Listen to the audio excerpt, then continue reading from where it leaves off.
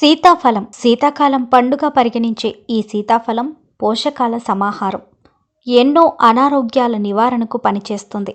అలాగే మరెన్నో సుగుణాలున్న ఈ పండు గురించి వివరంగా తెలుసుకుందాం. చలికాలంలో 3 నెలలకు పైగా లభిస్తుంది ఈ సీతాఫలం.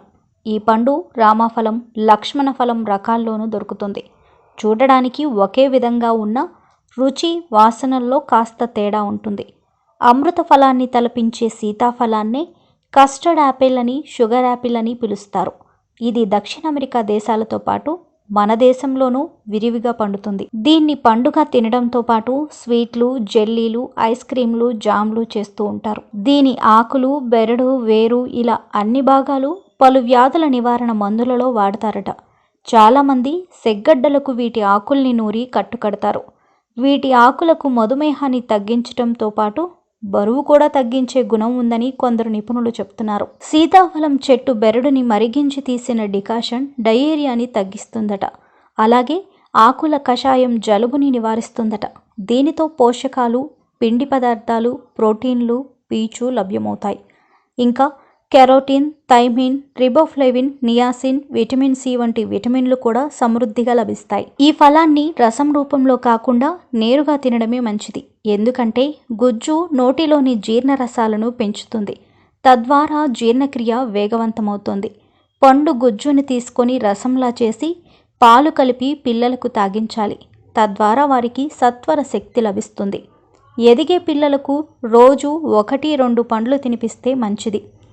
ఇది బలవర్ధకమే కాదు, దీనిలోని ఫాస్ఫరస్, కాల్షియం, ఇనుము లాంటి పోషకాలు ఎముకల పరిపుష్టికి తోడ్పడతాయి. మలబద్ధకంతో బాధపడే వారికి ఈ పండు దివ్య ఔషధంలా పనిచేస్తుంది. రోజు తినగలిగితే ఎంతో మార్పు కనిపిస్తుంది.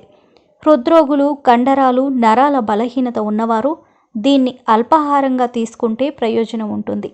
ఇక డైటింగ్ నియమాలు పాటించేవారు సైతం ఈ ఫలాన్ని నిరభ్యంతరంగా స్వీకరించవచ్చు. పండులోని సల్ఫర్ చర్మ వ్యాధుల్ని తగ్గిస్తుంది. సీతాఫలం గుజ్జు శరీరంలోని క్రిములు, వ్యర్థ పదార్థాలను వెలుపలికి పంపించి వేస్తుంది. సీతాఫలం పండే కాదు, ఆకులు ఉపయోగపడతాయి. ఆకుల్లోని హైడ్రోస్థెనిక్ ఆమ్లం చర్మ సంబంధ సమస్యల్ని తగ్గిస్తుంది.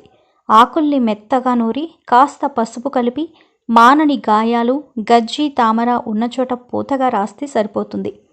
అలాగే ఆకుల్ని మెత్తగా నూరి బోరిక్ పౌడర్ కలిపి మంచం, కుర్చీల మూలల్లో ఉంచితే నల్లుల బెడద ఉండదు. సీతాఫలం బెరడుని కాయగా వచ్చిన కషాయాన్ని అధిక విరోచనాలతో బాధపడే వారికి ఔషధంగా ఇస్తూ ఉంటారు. సీతాఫలం గింజల్ని పొడి చేసి తలకు రాసుకుంటే పేల సమస్య ఉండదు. అయితే ఇది కళ్ళలో పడకుండా చూసుకోవాలి. ఇక గర్భిణులు ఈ పండుని సాధ్యమైనంత తక్కువగా తినాలి. పొరపాటున గింజలు లోపలికి పోతే గర్భస్రావం అయ్యే ప్రమాదం ఉంది. అలాగే ఈ పండు మోతాదుకు మించి తింటే కడుపులో మంట, ఉబ్బర సమస్యలు బాధిస్తాయి.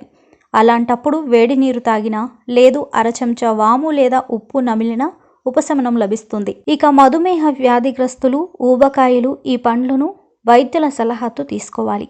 జలుబు, దగ్గు, ఆయాసం, ఎలర్జీ సమస్యలతో బాధపడేవారు సైతం సీతాఫలాన్ని పరిమితంగా తీసుకోవడం మంచిది.